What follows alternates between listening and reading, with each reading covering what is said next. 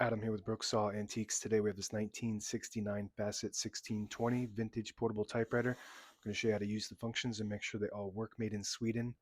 This is one of those sleeper um, top machines that you don't really see that often, but those who have them are pretty much obsessed. Really special machine. It's in really nice condition. It comes with this dust cover with the Facit logo plus the leather carrying case, almost like a suitcase. Really cool.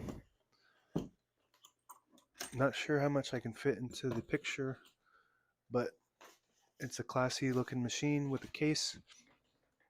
Up top is the adjustable paper guide. This helps you guide the page in straight. I'm going to line that up with the edge of the platen, which is the main roller that feeds the paper. This is the left margin, and you pinch it to move it, and the arrow is where it will stop on the left margin there. And the left margin scale starts with like a -10. So right now I have it on 0, even though that's not the edge. So that's just the design. So I'm going to put it on like -5. And on the right side, it's the same concept. Here's the arrow where you stop at, and I'm just going to put that on 80. So you stop right there on 80.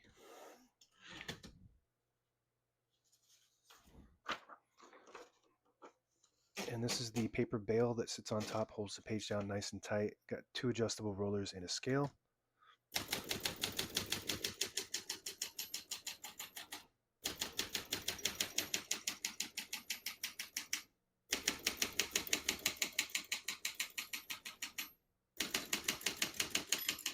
Once you hear the bell, you're near the end of the margin. Hit this line space, get you back to the beginning, and skips 1, 1.5, or 2 spaces. Right now we have it on single, which skips 2 half spaces. When you have it in the middle, it skips 3 half spaces. When you have it all the way down, it skips 4 half spaces. We're going to keep that on single for now and finish typing. As you can see, all the keys type nice and none of them skip or stick. I'll type a sentence in red on the next line. I switch from black to red. There's a switch on the left side here. Flip that down to the red indicator. It prints the bottom portion of the ribbon, which is red. When you have it in the middle, it doesn't print any ink at all. It just leaves a stencil for copying purposes. When you have it up top, it prints the top portion of the ribbon, which is black. We're going to move that down to red.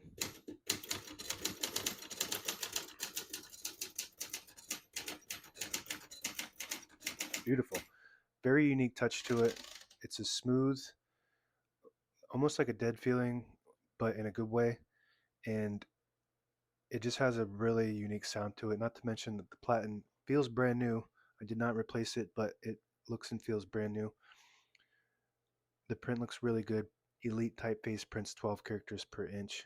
So this is one of the top of the line machines. Super engineered, super well engineered European engineering from Sweden. And let's take a look at that platen. To pull the page out easy, there's a switch on the right side. Flip that forward, it unlocks the rollers underneath the platen, allowing you to pull the page out easier, load thicker paper like carbon copy or cardstock.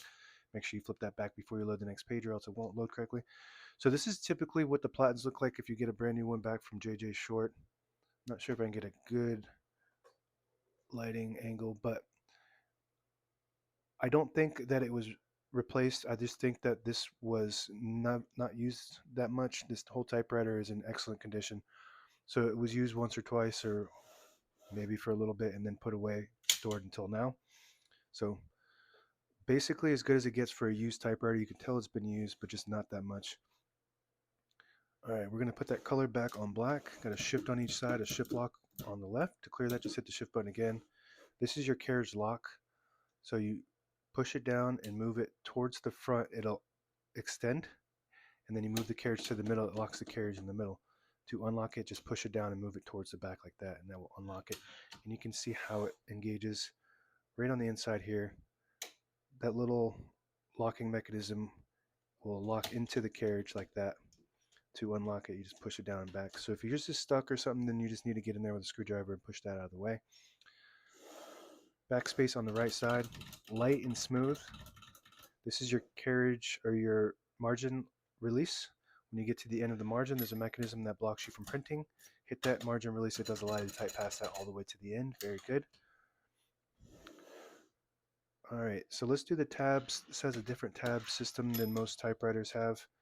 So the lever to set and clear one tab at a time is on the left side here. You flip it back to set, and it stops at that spot. You flip it up to clear. So now we don't have any tabs. And on the right side, it's also got an all tab clear. I believe when you push it back. Now when you push it back, let's see here. So when you push it back, it sets a preset number of tabs. And if you read the manual, these are the tabs that that most people use for whatever reason. So it just got that as a preset. And if you flip it up, it'll clear all the tabs, even the ones you set from the left side. So if you set one on the left side and you push it up there, it clears that one too. So to set and clear one tab at a time on the left, and preset tabs and all clear on the right. Open the hood, all metal shell, high quality.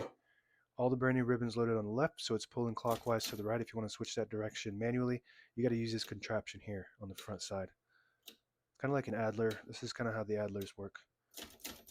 If you push it to the right, it'll pull to the left. If you push it to the left, it'll pull to the right. And it does have an automatic reverse. When you get to the end of the ribbon, there's a little eyelet that will catch on this, and as you're typing, it will swap to that side automatically. Really love this machine. It's got the mocha color coffee and just smooth, and I just love the way it operates. Super tight carriage,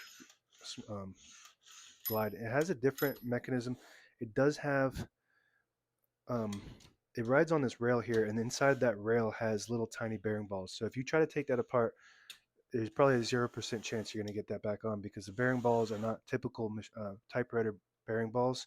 They're smaller and they're tucked into a contraption, so you can't just feed them through. I've made the mistake on doing it. I was able to get them back in, but it wasn't easy. It took pretty much all day. What else do we have here? We have this lever on the very top. If you push it forward, it disables the spacing, so you can get to an exact spot on the page. You push it back, you get the clicks. Each one of those clicks is a half a space. The same concept. If you pull out the left knob, it disables the spacing. You let it go, you get the clicks. You just want to be careful when you use that, because you will lose your line if you're keeping track of line. That's just for getting in between the lines.